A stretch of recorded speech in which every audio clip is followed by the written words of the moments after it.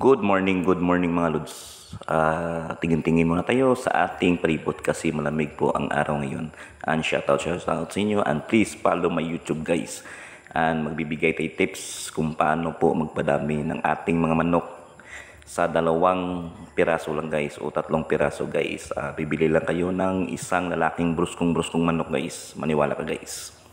Sa isang inahin guys, kapag nangingitlog yan guys, umaabot yan ng 10 o 11 o 12 itlog yan guys. Maniwala guys. Sa 3 inahin guys, kapag nangingitlog ang 3 guys, jackpot guys. Sa 3 piraso mo guys na manok guys, kapag napisa lahat yung itlog guys, umaabot yan ng 29 o 28 pieces o umabot pa yan ng 30 piraso guys. Maniwala ka guys. Yun lang po ang magpapadami ng manok guys. Simpleng paraan lang po yan guys kung paano magpadami yan ng manok.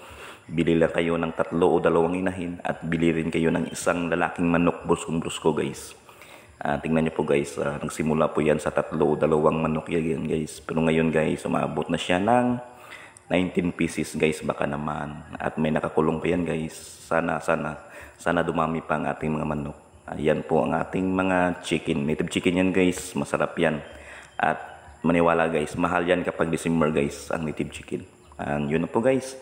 Maraming salamat. And please, subscribe my YouTube channel. And maraming salamat. And see you next video mga lods. Bye bye.